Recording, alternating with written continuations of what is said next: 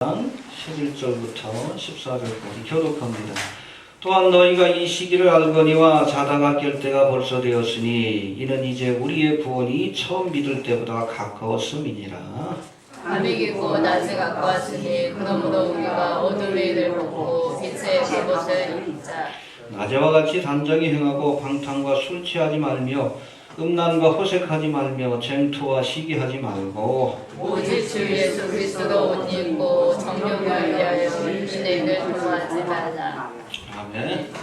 그럽시다. 해봅시다. 자다가 깰 때가 되었으니 깨어나야 합니다. 졸다가 잘 때가 아니에요. 깨어서 주의 오심을 바라보고 우리 믿음 안에서 맡겨진 일에 충성하는 모습으로 살아야 합니다. 오늘 본문은 종말의 때를 살아가는 모든 성도들에게 주시는 이 사도 바울의 권면의 말씀이라 할 수 있습니다. 우리가 사도행전 1장 지지난주에 살펴봤는데 거기 보면 예수님께서 부활 승천하시면서 이것을 지켜보던 제자들에게 주의 천사를 통해서 약속을 주셔요. 무슨 약속? 다시 오리라. 할렐루야. 성령을 보내주시리라는 약속과 다시 오리라는 약속을 주셨어요. 여러분, 성령을 보내주시라는 약속은 이루어졌습니다. 이 초림의 사건이 정말 문자적으로 예수님의 예언 또 구약의 예언대로 이루어진 것처럼 다시 오리라. 이 재림에 대한 약속도 이루어질 것을 믿어야 합니다. 알겠습니까? 네, 상징적으로 비유적으로 영적으로 해석된 게 아니에요. 그렇게 성취된 것이 아니라 문자적으로 성취가 되었습니다. 베들레헴에 오시리라. 베들레헴에 오셨잖아요. 그렇죠? 나무에 달려 저주받은 자와 같이 돌아가실 것이다. 우리 이사야 53장을 봐요. 그가 찔리면 우리의 허물을 인하며 십자가에 죽으셨잖아요. 상징이 아니에요. 문자적으로 역사적으로 성취된 겁니다.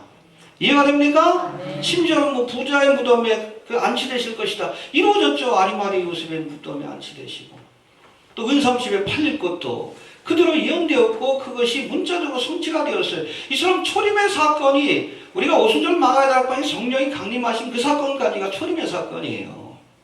역사적으로 문자적으로 성취된 것처럼 아직 이루어지지 않은 우리 구약에도 나와 있고 신약에도 나와 있어요.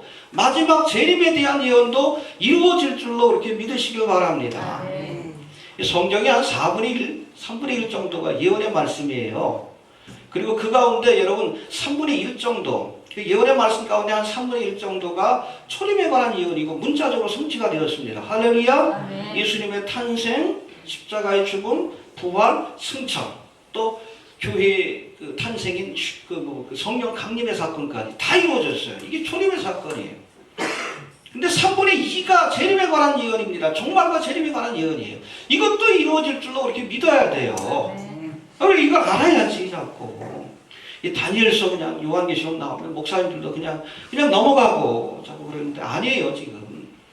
지금이야말로 우리가 종말과 재림에 대해서 공부해야 되고 또 그것이 성취되고 있는 시대의 징조들을 통해 정말 주님 오실 날이 가깝다는 것을 깨닫고 믿음으로 준비해야 돼. 알겠습니까? 아멘. 자다가 깰 때가 됐다고 말씀하시잖아요. 네. 여러분, 사실 초대교회 성도들은 바로 이 약속이 자신들의 때에 이루어질 줄로 그렇게 믿고 있었어요. 그렇죠? 예수님이 다시 오시리라. 자신들이 죽기 전에 주님이 오실 줄로 알았어요. 이해가 됩니까? 예. 하지만 우리 베드로후서 3장 8절에 나온 것처럼 하나님께는 하루가 천년이 하루 같다. 우리와는 시간의 때가 달라요. 이걸 이 성경에 보면 카이로스라고 돼 있어. 하나님의 시간은 물량적인 시간이 크로노스. 우리의 생각과는 다릅니다. 해봅시다. 우리의 생각과 다르다. 금방 오실 줄 알았지만 벌써 2000년의 시간이 지났어요. 그러나 여러분 그 예언의 말씀이 실현될 때도 얼마 남지 않았다는 것을 우리가 알아야 합니다.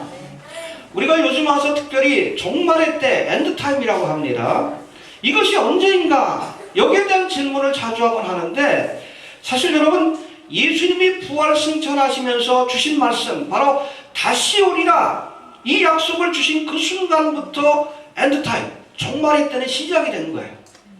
해봅시다. 이미 종말의 때는 시작이다. 알겠습니까? 아멘. 언제가 종말인가? 지금이 종말이요. 2000년 전에도 종말이었어요. 예수님이 재림이 임박한 때인 줄 알고 믿었습니다. 그렇게 기도를 했어요. 여러분, 교회는 바로 다시 오리라 하신 그 주님의 약속을 붙들고 주님이 통치하실 나라, 하나님의 나라, 천년왕국이죠. 이것을 소망하며 살아가는 사람들이 모인 종말론적 공동체라고 이렇게 정의되고 있어요. 이 주교회는 종말론적 공동체입니다. 아멘. 우리 성도들의 관심은 이 땅이 아니요, 장차 임하게 될 하나님의 나라. 이해가 됩니까? 아멘. 그래서 여러분, 복음서의 주제, 성경의 주제는 세상 나라가 아니에요. 바벨론이 아닙니다. 장차 주님이 오시면 이 땅에 이루실 하나님의 나라, 그것이 여러분 복음서의 주제이고 성경의 주제예요. 그래서 예수님이 오실 길을 예비했던 세례 요한도 뭐라고 전했어요? 회개하라? 천국에 가까웠다. 그렇죠. 하나님의 나라가 가까웠다. 또 예수님도 공생애를 처음 시작하시면서 제일 먼저 전하신 말씀이 바로 회개하라. 천국에 가까웠다. 그렇죠. 그래서 마태복음 13장 같은 경우에 보면 천국에 관한 비유들이 나오잖아. 천국이라고 하지만 하나님의 이름을 망령되 일컫지 못한다는 그 말씀 때문에 해분이라는 단어를 썼지만 본래는 킹덤 오브 갓이에요. 하나님의 나라입니다. 여러분, 복음서의 주제, 성경의 주제가 하나님의 나라예요. 우리 성도들이 관심 가져야 할 것은 세상 나라가 아닙니다. 어차피 장망석이요, 장차 망하기로 작정된 곳입니다. 헛된 세상에 미련 욕심 두지 말라는 거예요. 어디에? 영원하신 하나님의 나라, 주님이 오셔서 이 땅에 이루실 영원하신 의의 나라, 하나님의 나라를 우리가 소망하고 그 나라를 바라보면서 살아야 한다는 거예요. 이해가 되십니까? 우리 주기도문을 한번 자세히 한번 좀 생각을 해보세요. 뜻이 하늘에서 이룬 것과 같이, 그렇죠? 뜻이 하늘에서 이루어진 것, 그것이 뭐예요? 천국이지. 땅에서 이루어지기다. 이 땅에도 하나님의 나라 천국에 임하길 바랍니다. 매일같이 기도하잖아. 그게 뭐예요? 천년왕국 아닙니까? 이해되셔요? 또 주의 나라가 임하옵시고, 또 킹덤 컴이라고 되어 있는데, 주님의 나라, 주님이 통치하는 나라가 이 땅에 임하길 원합니다. 할렐루야. 아멘. 뭐 자세한 내용이긴 하지만, 우리가 하나님의 나라는 사실은 공간의 개념이 아니에요. 똑같은 공간이라도 주님이 통치하시면 하나님의 나라인 것이고 통치 개념입니다. 알겠습니까? 사탄 마귀가 통치하면 지옥과 같은 세상이 되는 거예요. 7년 대환란 때 적그리스도가 3년 반 1260일 동안 이 땅에서 통치를 하게 되는데 그때 지옥과 같은 세상이 펼쳐지는 거예요. 이해가 됩니까?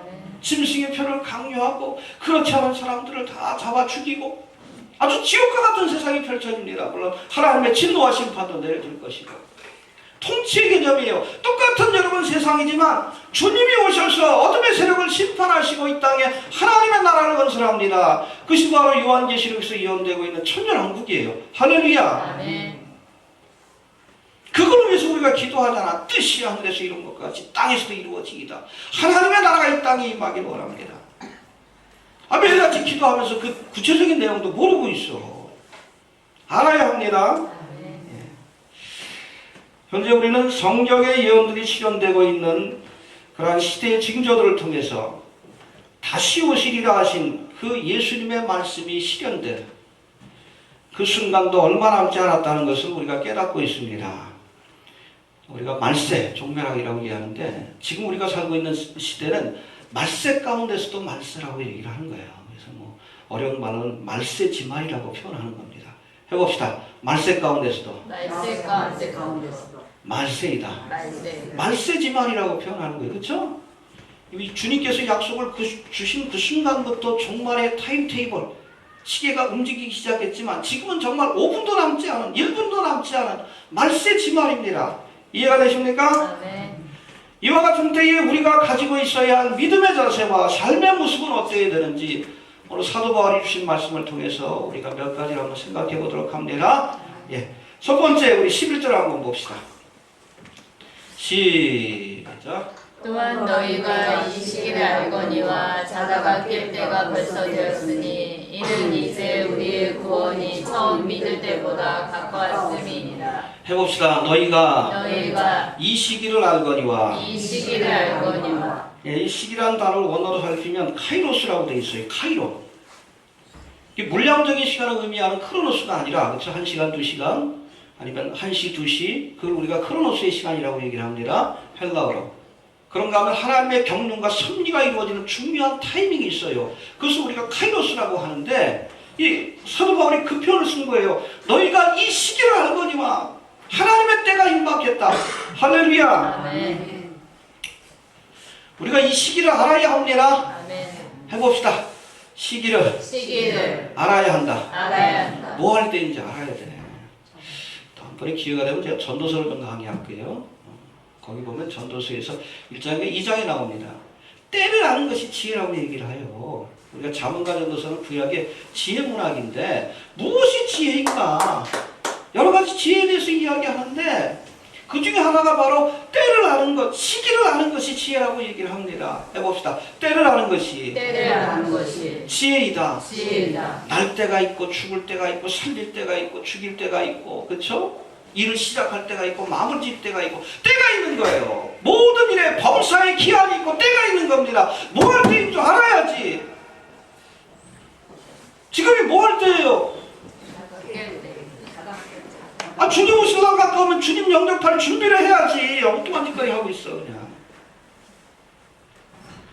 여러분 그걸 아는 것이 그것이 철이 드는 것이고 그것이 지혜예요. 이해가 되십니까? 그 학생들은 뭐 할 때요? 열심히 공부해야지. 나중에 나이가 들면 하고 싶어도 못해요. 기회가 없기 때문에. 다른 일에 바쁘기 때문에. 그런가 하면 나이가 들어서 이제 주님 오실 날이 가까우면 인생을 마무리 지어야지. 뭐 70, 80대 가지고 뭐 다시 시작한다고 가끔 텔레비 나오는데 그거 아니에요. 인생을 아름답게 마무리 짓기 위해서 애쓰는 것. 그것이 해야 할 일입니다. 우리 신앙적으로도 마찬가지. 구속의 역사 속에서 지금이 뭐 할 때입니까? 주님의 재림이 임박한 만세지말이에요. 그걸 바라보면서 우리가 믿음으로 준비해야지. 알겠습니까? 떠날 준비를 하시길 바랍니다. 그걸 아는 사람이 지혜예요. 지혜. 엉뚱하게 교회 건축한다고 뭐 100억, 1000억씩 엉뚱한데 돈 들이지 말고 지금 그거 할 때 아니에요. 차라리 그 돈 가지고 구제하고 열심히 하나라도 더 전도하기 위해서 애써야지. 쓸데없이 그냥 목회자들 욕심 때문에. 지금 그거 할 때요? 가끔 그래요. 저도 이렇게 쭉 지나가다 보면 이렇게 건축하는 모습을 보면 야 지금 뭐 할 때인지 시대의 징조를 모르는구나. 그 생각이 좀 들어요. 지금 그거 할 때 아니에요.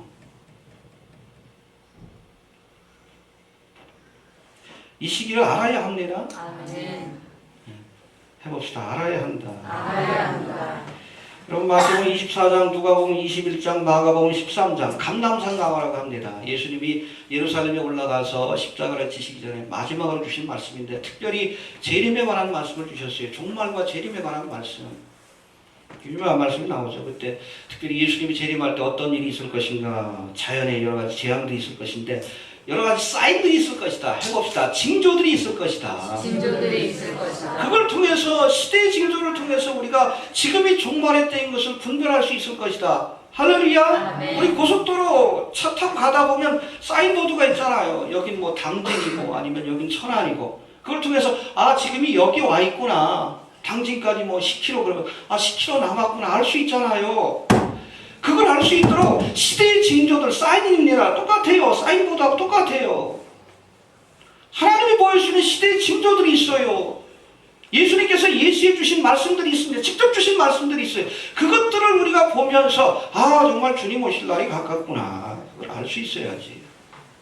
해봅시다. 알아야 한다. 뭐 여러 가지 징조들이 있는데 제 책에도 뭐 기록되어 있습니다. 뭐 딴 거 없어. 성경에 있는 말씀 그대로 그것이 이루어진 것을 보면서 아 지금이 주님 오실 날이 가깝고 이 세대가 가기 전에 주님 오시겠구나. 그걸 깨닫는 거예요. 전쟁, 지진, 기근, 원역과 같은 재앙이 있을 것이다 라고 말씀하고 있습니다. 자연의 재앙이 있을 것이다. 우리가 목도하고 있잖아요. 물론 여러분 인류 역사 속에서 자연의 재앙이 없었던 적은 없어요. 전쟁, 지진, 기근, 원역. 그러나 말세가 될수록 이것은 재난의 시작이라고 했어요. 영어 성경으로 보면 벌스페인 아니면 벌스팽이라고 되어 있어요. 이거는 산통이 시작되었다는 겁니다. 역사적으로 지진, 기근, 원역이 없었던 적이 없어요. 태풍이 안 분 적이 없지. 그러나 마지막 때가 되면 그 강도가 갈수록 세지고 빈도가 잦아진다는 거예요. 여러분 요한계시록에 묘사된 일곱 인과 나팔과 대접의 재앙 갈수록 재앙의 강도가 세지고 빈도가 강해집니다. 그러다가 아들이 오시는 거예요. 예수님이 지상재림하는 거예요. 이해가 됩니까? 물론 7년 대환란 전에도 그런 징조도 우리가 보게 될 것이다. 전쟁의 소식, 그죠? 우리나라 지금 마라도 지역 이건 방공구역 때문에 지금 부글부글 하는데 어떻게 될지 몰라. 동북아에서 전쟁이 일어날 수도 있습니다. 중동 지역도 그렇지. 이스라엘이 언제 이스라엘을 치게 되면, 이란을 치게 되면 그것이 곡가먹의 전쟁으로 이어질 가능성이 커요. 전쟁의 소문들을 듣고 있습니다. 난리의 소문들을 듣고 있어요. 지진, 그죠? 태평양 불의 고리대, 그 지역에 있는 화산들이 지금 일제히 활동을 시작했어요.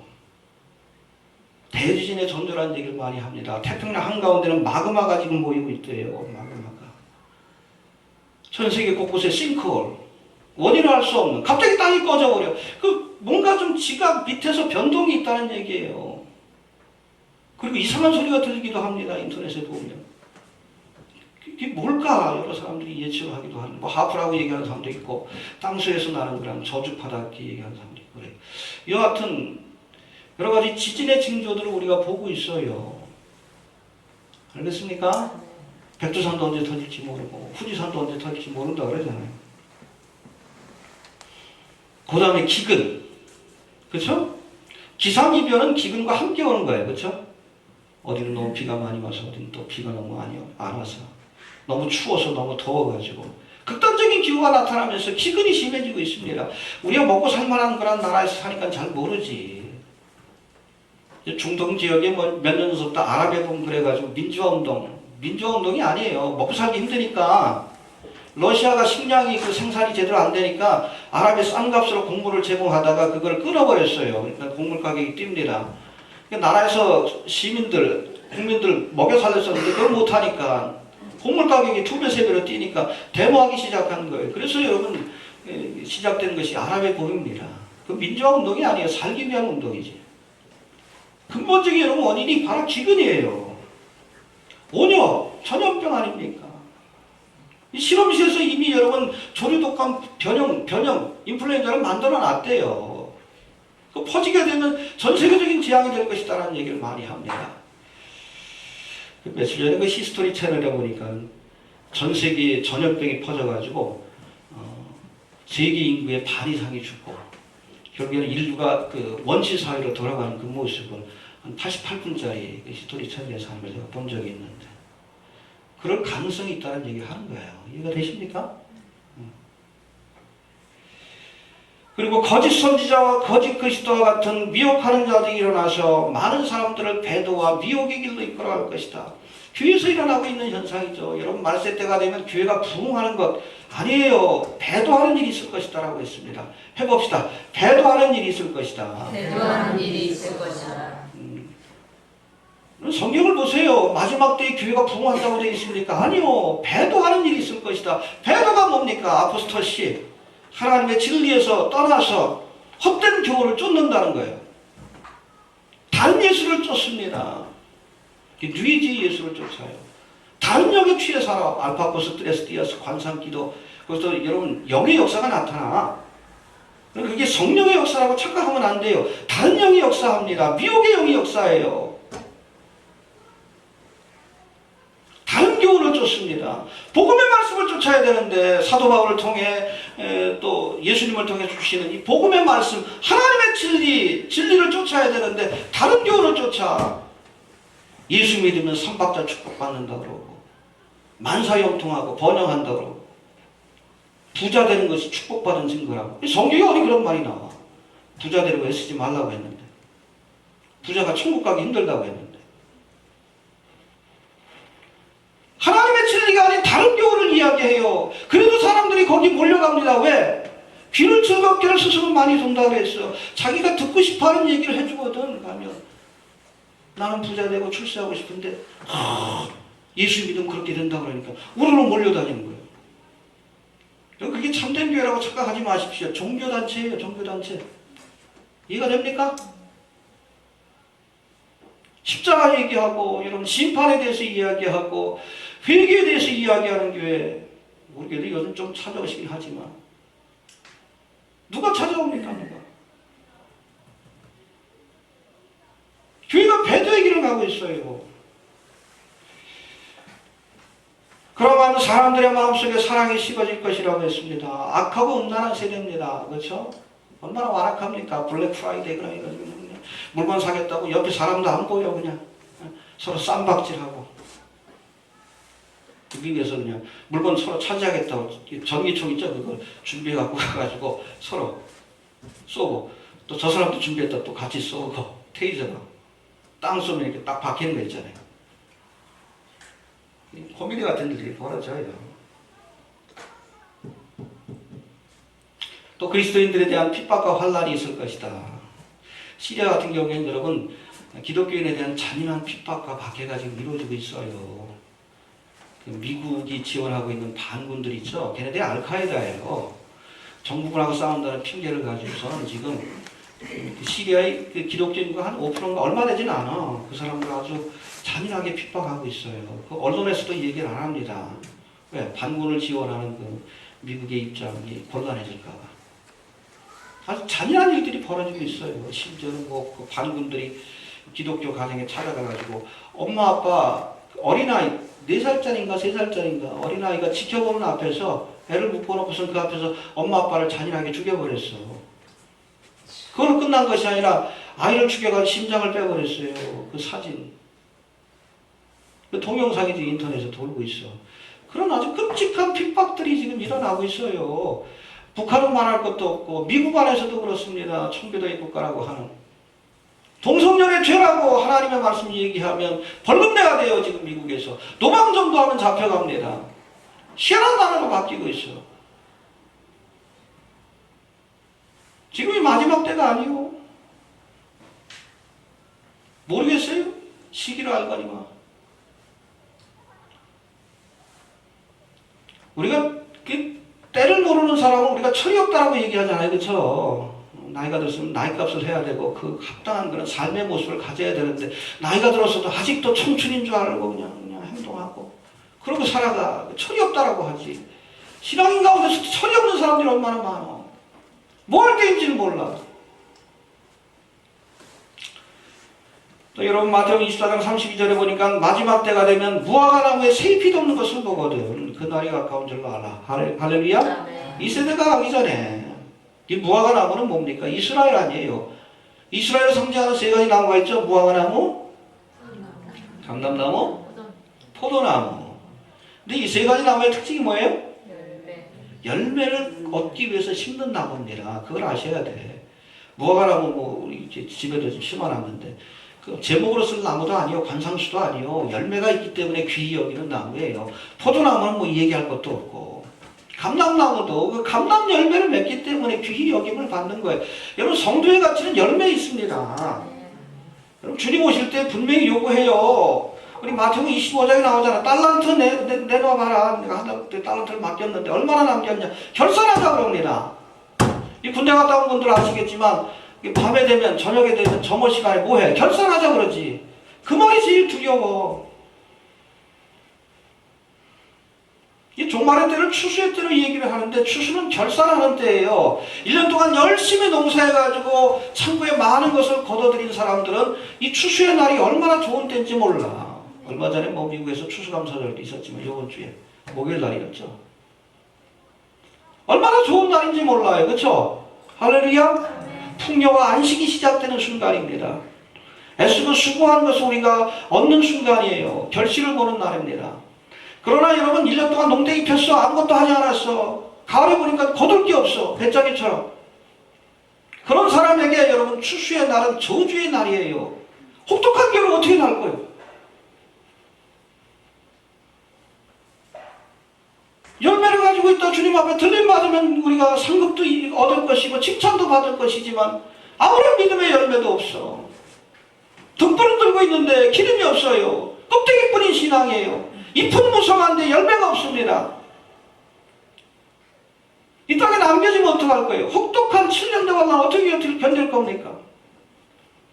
이 준비한 자들에게 여러분 이 종말의 순간은 기쁜 날입니다.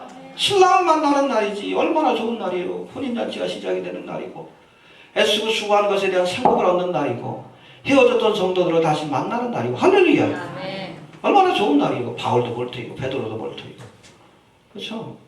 그러나 준비하지 않은 자들에게는 저주와 심판이 시작되는 날이에요.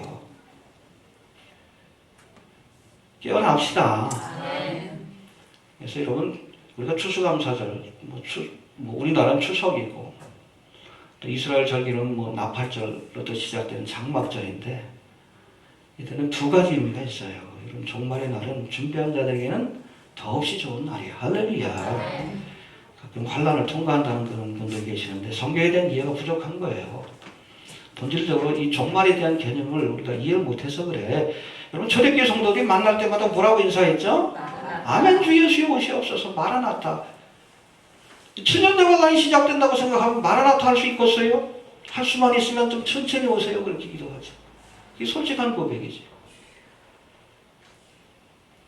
기쁜 날이에요. 기쁜 날. 그러나 그러기 위해서 우리가 열매가 있어야 돼.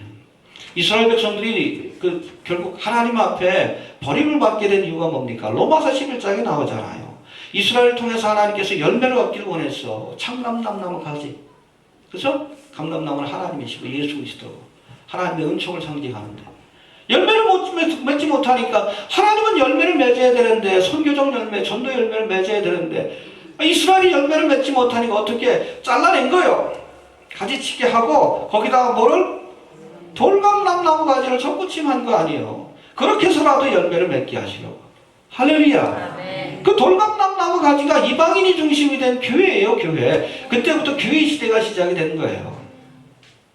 교회 시대가 끝납니다. 교회가 선교적 사명을 끝내고 하나님 앞에 이제 떠나갈 때가 있어요.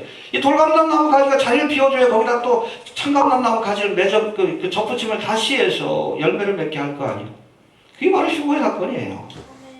휴거의 사건으로 교회가 떠나가게 되면 본래 하나님의 언약의 관계에 있었던 이스라엘이 접붙임을 받고 선교적 사명을 감당하게 돼요. 그것이 바로 7년 대환란 동안에 이루어질 일들이에요. 두 증인이 전반기 때 1260일 동안 사역하면서 복음을 전해요. 특별히 이스라엘 백성들에게 모세와 엘리야가 될 거라고 얘기를 하잖아요. 변화산장에서 나타났으니까. 모세와 엘리야는 구약의 율법과 선지서, 구약 성경 전체를 대표하는 사람입니다.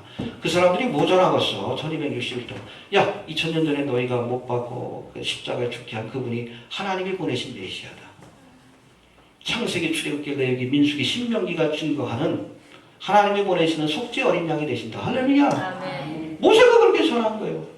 수많은 선지자들이 예언한 오시리라 하신 메시아가 바로 예수님인데 너희가 그분을 십자가에 못 박아 죽였다. 그럴 때 이스라엘이 민족적으로 회개하는 거예요. 전반기 환란의 기간 동안. 그리고 그 가운데 하나님 앞에 특별히 인침을 받은 14만 4천 명. 각 지파에서 12,000명씩. 이건 장가가지 않는 총각들이에요. 총각들. 아무나 되는 게 아니에요. 여호와 증인이 14만 4천 명, 신천지가 14만 4천 명이 아니라 여러분 이건 이방인들도 해당되는 게 아니에요. 이스라엘 민족 14만 4천 명이 하나님의 일을 받고 문자적으로 해석을 해야 돼. 전 세계로 흩어져서 복음을 전할 때 허다한 무리들이 주님 앞에 돌아오는. 그래서 7년 대환란의 기간 동안에도 복음 전파의 역사와 구원의 역사는 나타납니다. 그러나 중심은 교회가 아니에요. 교회는 떠나간 거예요. 누가 중심이 돼요? 그렇죠. 지금의 이스라엘이 아니에요. 회개하고 회복함, 영적으로 회복함. 지금은 육적으로 회복했어요. 그렇죠? 나라를 회복했지만 아직 예수를 메시아로 영접하지 않고 있습니다. 회개 역사가 나타나지 않고 있어요.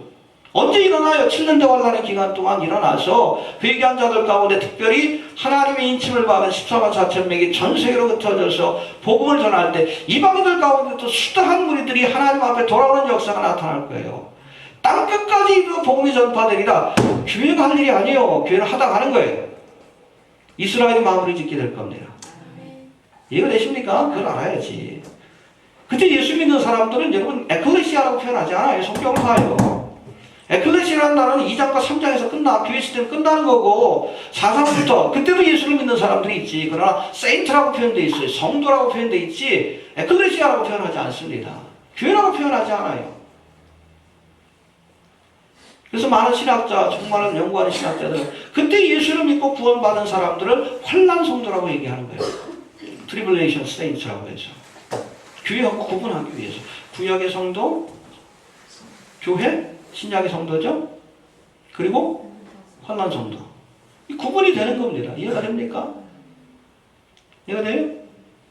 누가 휴거의 사건에 참여한가? 여러분, 휴거의 사건은 어린 양의 혼인잔치로 비유하고 있죠? 혼인잔치. 신랑이 신부를 데려가는 사건이에요. 이건 구약의 성도들 해당이 안 돼요. 그리스도 안에서 잠자는 자들. 고린도서 15장에서 분명히 얘기하고 있잖아요. 그리스도 안에서. 에클레시아, 교회입니다. 그리스도의 신부인 교회를 데려가기 위해서 오시는 사건이에요. 그럼 구약의 성도는 뭔가 들러리 아닙니까? 세례 요한을 향해서 그랬잖아요. 신랑의 친구라고. 이해가 되셔요? 혼인잔치에 참여하지 구약의 성도들도. 그러나 신부의 자격으로 참여하는 게 아니에요. 때로는 신랑의 들러리로 하객으로 초대받아서 혼인잔치에 참여하는 겁니다. 구분할 수 있게 되기를 바랍니다. 그리고 관람 성도 가운데 순교하는 사람들이 대부분이겠지만 육신을 가지고 끝까지 살아남는 사람들이 있어요. 이스라엘 가운데 3분의 1이 보존된다고 했고 성경에 명시되어 있으니까 그런 줄로 알아야 돼. 그들에게 도피처, 피난처가 있습니다. 요르단 밑에 아마 뭐라 그래? 페트라가 될 것이다라고 많은 학자들이 이렇게 얘기를 해요. 빨리 거기로 도망가라는 거예요. 예루살렘에 혼란이 시작이 되고 적그리스도가 핍박을 가기 시작하면 빨리 광야로 요르단 페트라로 도망가는 그들에게 도피처가 있어요. 이방인들에게는 도피처가 없습니다. 그러니까 대부분 다 순교하는 거예요. 그 가운데서도 살아남은 사람들, 그래서 마태복음을 보면 천사의 나팔과 함께 그들을 부르신다고 했지. 이건 휴거의 사건이 아니에요. 살아남은 사람들을 예루살렘으로 부르셔서 다시금 하나님의 나라를 시작하는 거예요. 이해가 됩니까? 그래야지 천년왕국 때 여러분 시집가고 장가가도 사람들이 늘어날 거 아니에요. 이해가 됩니까? 천년왕국에는 우리 교인들은 잘 아시겠지만 부활의 몸으로 참여하는 자들과 또 육신의 몸으로 참여하는 사람들이 있어요. 환난을 통과하고 7년대 환난의 기간 동안에도 살아남은 사람들은 육신의 몸을 가지고 천년왕국에 참여해서 시집가고 장가가면서 후손을 남기게 됩니다. 그 후손들 가운데 천년의 기간이 끝날 때쯤 1세대 같은 경우에는 믿음의 시험을 통과한 사람들이기 때문에 더 이상 시험할 필요가 없어. 이해가 됩니까? 7년대 환난을 통해 믿음의 시험을 통과한 사람들이기 때문에. 그 후에 태어난 사람들은 그야말로 에덴 동산과 같이 주님이 직접 통치하시는 낙원과 같은 세상을 살지만 그 마음의 중심으로 예수님을 따르는지 안 따르는지는 확인할 방법이 없어. 그걸 뭐 해요? 무적행에 1000년 동안 가두었던 용, 사탄 마귀로 하여금 다시금 마지막 때에 세상을 미혹하도록 허락합니다. 하나님을 대적하는 전쟁이 일어나요. 복과마귀 전쟁이라고 되어 있는데 그 에스겔의 전쟁은 양상이 다른 겁니다. 이름은 같지만. 그 사건을 통해서 예수를 진심으로 따르는 자들과 그렇지 않은 자들을 가르치는 거예요. 가르치고 나서 마지막에 백보자 심판을 통해 영원히 천국 갈 사람과 지옥 갈 사람들을 나누시고 할렐루야. 이 구속받은 백성들, 그러니까 구약의 성도들, 교회, 그리고 혼란 성도들, 천년왕국의 기간 동안에 믿음을 지키다가 시험을 통과한 사람들.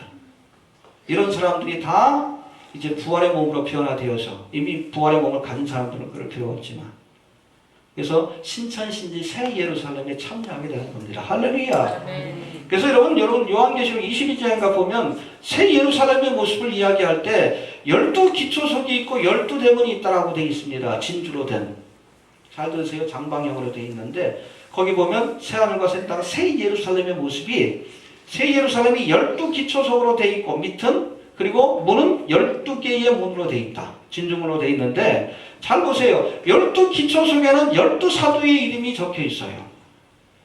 12문에는 12지파의 이름이 적혀져 있습니다.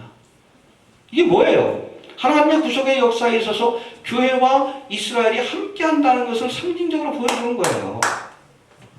대체신학, 켈빈주의가 그런 얘기를 많이 하는데 교회가 이스라엘이 교회로 다 리플레이스 대체됐기 때문에 더 이상 하나님의 구속의 역사에 있어서 이스라엘의 역할은 없다. 남아있지 않다.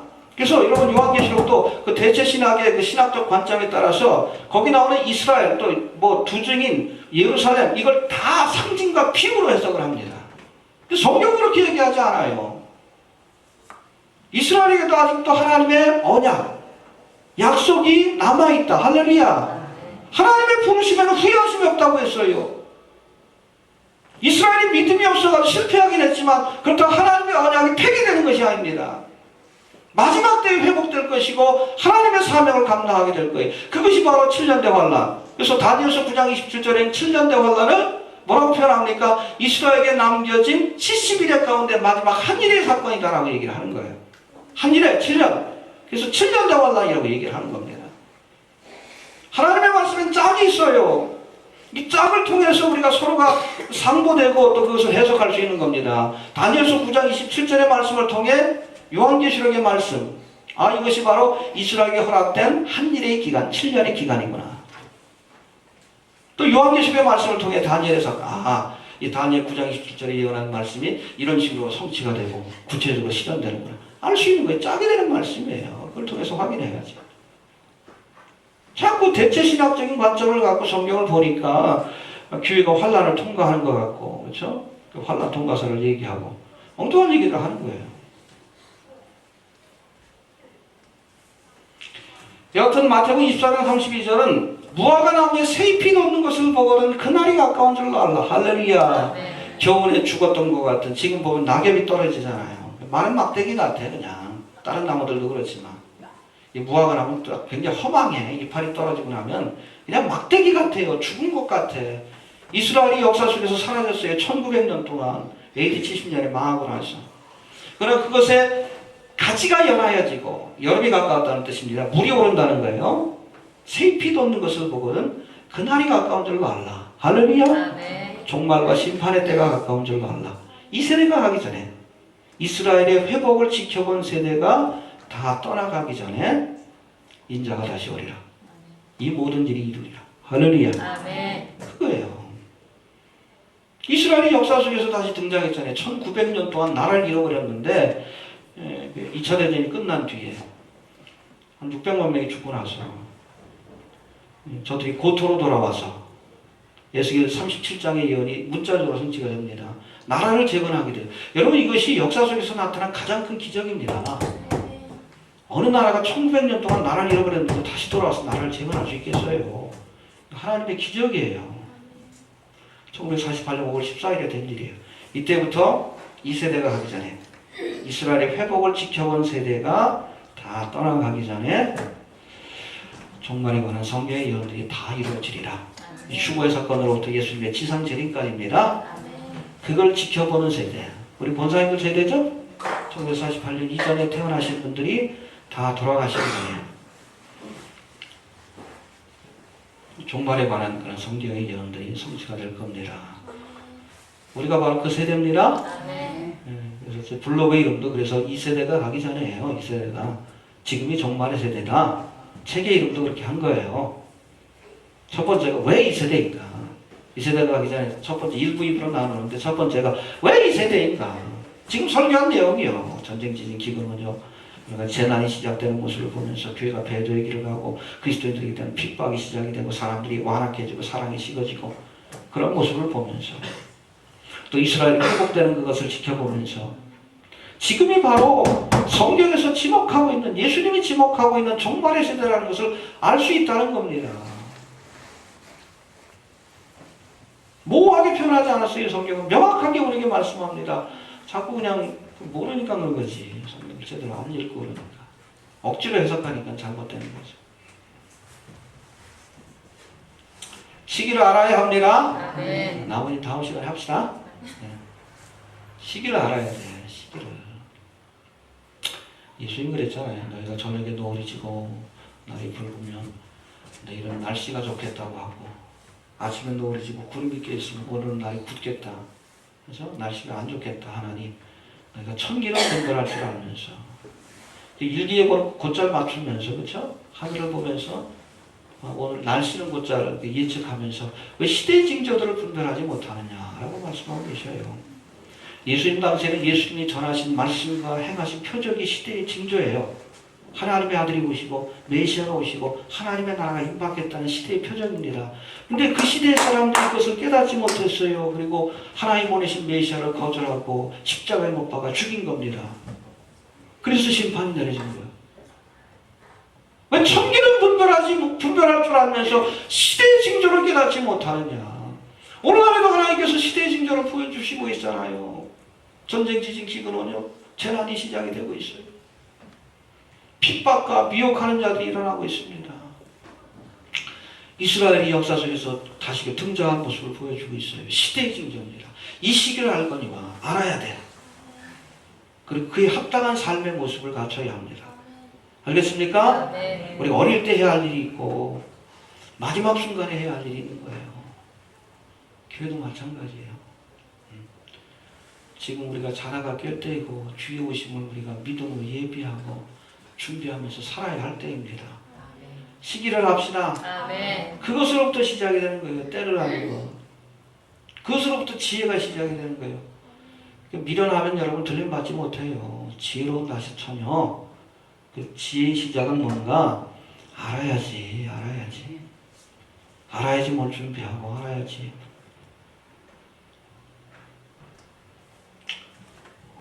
해봅시다. 너희가 이 시기를 알거니와 이 시기를 알거니와 지금이 종말의 때인 것을 알아야 합니다. 아멘. 알아야 준비할 수 있고 준비해야 우리가 다시 오시는 주님을 기쁨으로 맞이할 수 있는 거예요.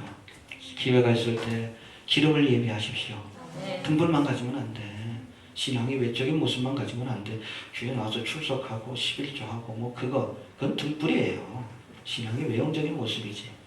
그거 하지 말라는 것이 아니라 그것만 가지고는 안 돼. 기름을 예비해야지. 늘 성령 충만하고 은혜 충만하고 믿음 충만하고 주님과 동행해야지. 또 열매를 주님 앞에 준비해야지. 무화과나무에 저주를 하시잖아요. 예수님이. 예수님의 기적은 다 살리는 기적인데 딱 한 번 죽이는 기적을 행하셨어요. 그래서 마지막 예루살렘에 가셨을 때 시장에 가지고 저쪽에 무화과나무가 있는 걸 보시고 열매를 얻고자. 이파리가 무성하니까 열매가 있을까 기대를 가지고 찾아갔어. 뭐 잘 익은 열매가 아니라 무화과 같은 경우에는 초여름부터 늦가을까지 결실이 가능해요.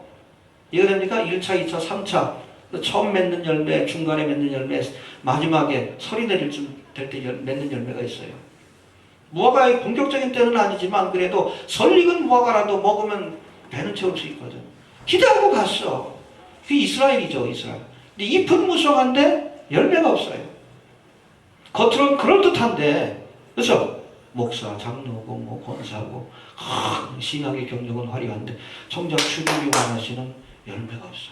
사랑이라고 병원에 참 충성자가 비행소 열차, 인격의 열매, 전도 열매가 없어. 왜 저주하시잖아요. 기회가 주어지지 않습니다. 종말의 때에는. 종말의 때가 많이 남아있으면 중간에도 회개하고 하나님 앞에 바로 서면 되지만 마지막 때에는 기회가 더 이상 주어지지 않는다는 것이 무서운 거예요. 기회를 놓치지 마십시오. 아멘.